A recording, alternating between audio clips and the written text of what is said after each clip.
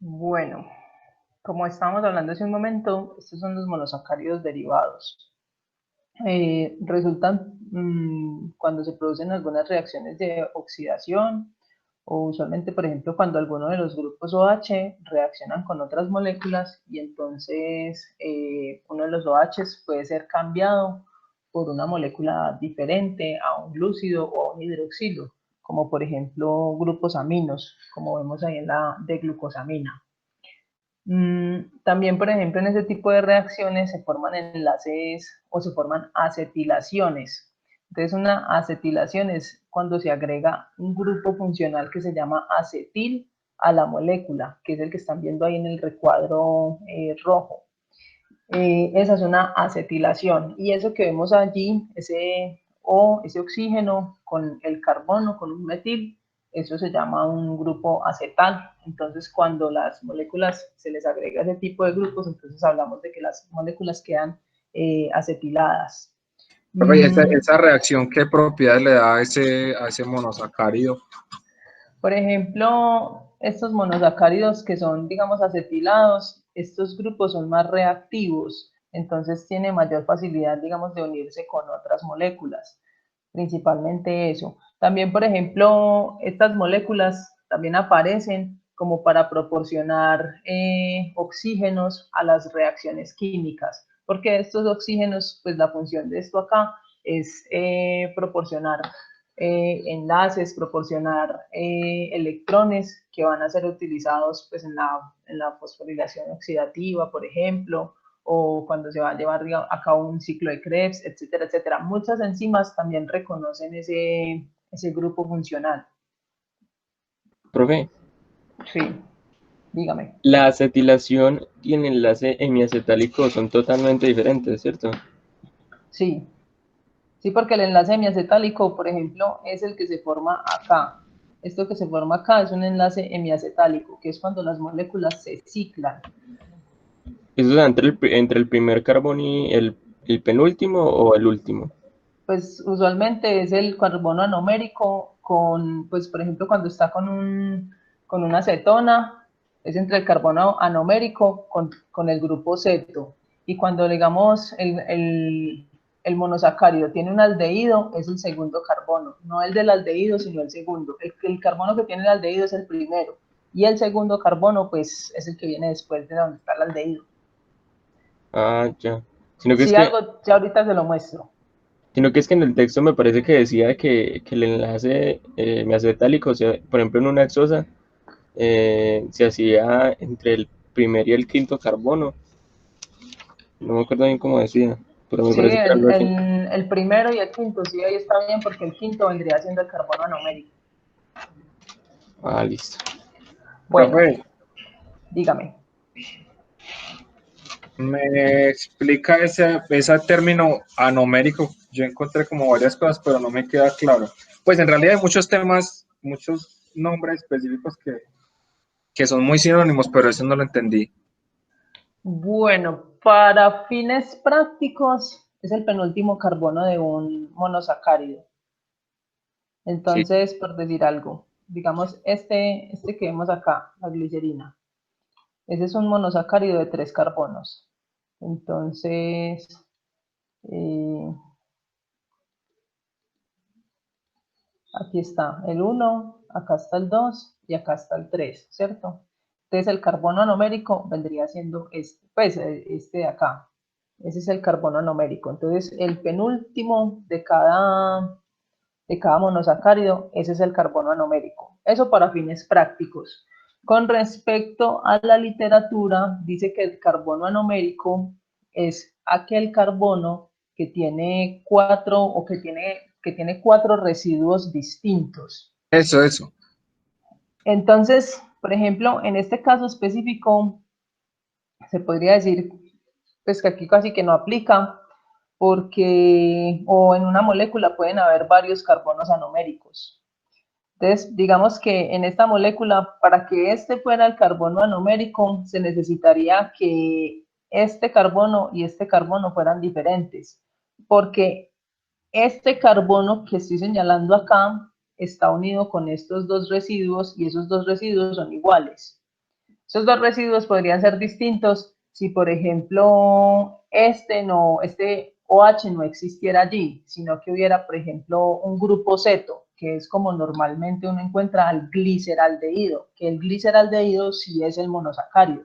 Entonces ese gliceraldehído tiene acá un grupo funcional diferente. Entonces al tener un grupo funcional diferente, este sí vendría siendo el carbono anomérico, porque en la parte superior tiene un grupo funcional que es aldehído. En la parte de abajo tiene un carbono unido a un hidroxilo. A este lado tiene un hidrógeno y al otro lado tiene un OH. ¿Sí me hago entender? Entonces, Sí, o la sea, es definición... anomérico es porque en los dos extremos tienen distribuciones diferentes de las otras moléculas, de los otros átomos. Sí, o sea, son residuos diferentes. O sea, un carbono anomérico es aquel que está unido a 4 sustituyentes y cada sustituyente es distinto. ¿Sí? Ah, ok, sí, Entonces, ya lo cuando entiendo. todos los sustituyentes son diferentes, entonces decimos que el carbono es anomérico. En una molécula pueden haber varios carbonos anoméricos o puede haber un solo carbono anomérico, ¿sí? Entonces, por eso siempre en los monosacáridos se habla de que usualmente el penúltimo carbono es el carbono anomérico. Pero como le digo, una molécula puede tener varios, entonces uno habla del último, o habla del último carbono anomérico, o habla del primero, etcétera, etcétera. Pero entonces hay que reconocerlos. Entonces uno los reconoce cuando uno pues verifica qué sustituyentes tiene. Por ejemplo, este carbono de acá, en la parte, digamos en cada uno de esos ángulos hay un carbono. Entonces ese que marqué yo ahí en rojo, en la parte superior tiene un enlace con oxígeno. En la parte inferior tiene un enlace con otro oxígeno que está unido a un hidroxilo. Eso es otro grupo funcional. Y a este lado tiene un carbono. Entonces se podría decir que él tiene 3 sustituyentes. Ah, bueno, y a otro lado está unido con un hidrógeno, sino que el hidrógeno no lo muestran, pero sí está ahí. O sea que él está unido con 4 sustituyentes y esos 4 sustituyentes son distintos. Este también sería un ejemplo de un carbono anomérico. ¿Ya?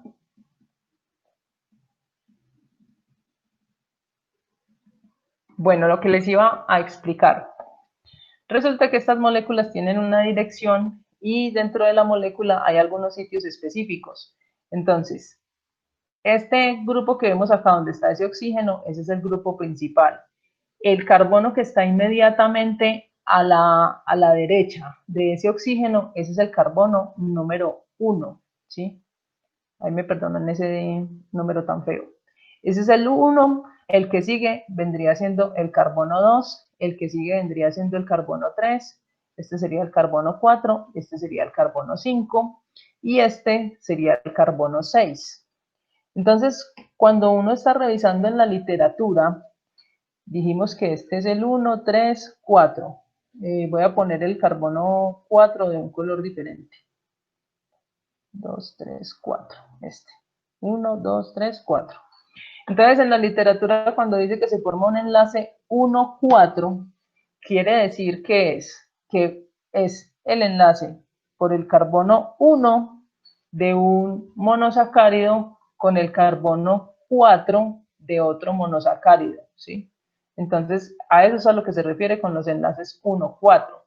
Cuando se va a formar la molécula de almidón, las glucosas se unen por enlaces 1, 4. O sea, el carbono 1 de una glucosa con el carbono 4 de otra glucosa. Sin embargo, como el glucógeno es una molécula tan grande, entonces se forman ramificaciones y se forma otro tipo de enlace, que ese es el enlace 1,6. Entonces es el carbono 1 de un monosacárido con el carbono 6 de otro monosacárido. ¿Listo? Para formar las ramificaciones.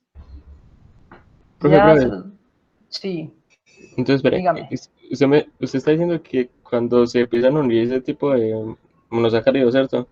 Sí, Por ejemplo, se une el carbono 1, ¿cierto? De un monosacárido con el 4 de otro monosacárido. correcto. Y el 1 con el 6. Pues en el caso Sí, del glucógeno.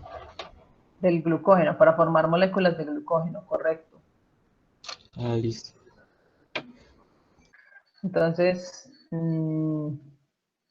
les voy a mostrar. Aquí se habla del enlace glucosídico. Entonces, el enlace glucosídico es uno de ese tipo. Aquí están, ahí está, digamos, la molécula. Acá está el carbono 1 y acá está el carbono 4 de la otra molécula. Entonces, cuando se genera ese enlace, ese es el famoso enlace 1,4, ¿sí? Ya les voy a mostrar el enlace 1,6.